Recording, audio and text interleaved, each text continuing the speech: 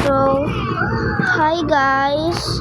So, nakita ko yung vlog ni Ate Riri na umalis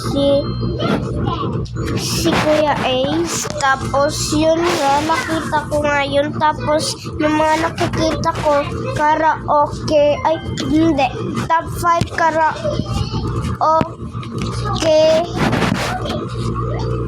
gone wrong. Tapos nakita ko yung voice crack.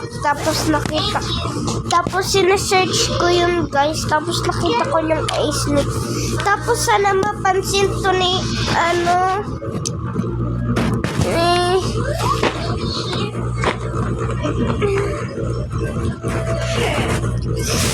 Ate Nika tsaka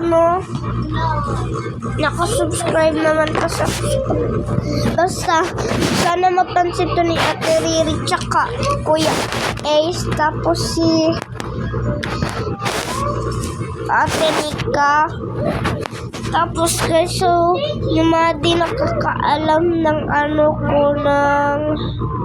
ng account ko, lalagay ko na sa TikTok, lalagay ko na lang dito.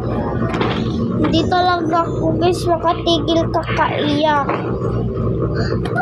Sana talaga mapansin to ni Ate kaka Kuya.